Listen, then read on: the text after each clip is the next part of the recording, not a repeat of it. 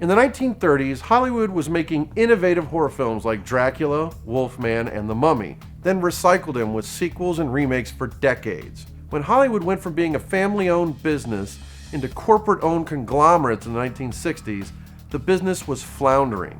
As inequitable as owners versus star salaries were, at least the original owners had some idea of the art of filmmaking. When Cleopatra was the most expensive movie made and it failed to make its money back, the Hollywood system was in trouble. Corporations started acquiring studios. In 1969, the film Easy Rider, made for $360,000, sold more tickets than the big movies made by the studio for millions of dollars. This led the studios to look at film schools and new blood to make movies.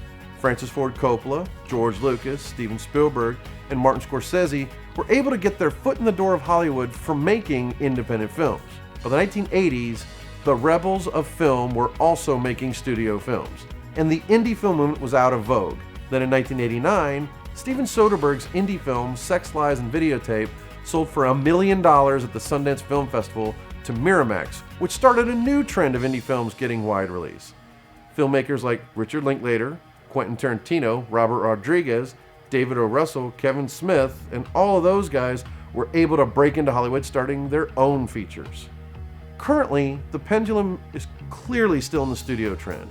They've over-sequelized unoriginal movies dominating the box office. Soon, though, it will swing back as the next Transformers movies or comic book adaptation stops being profitable.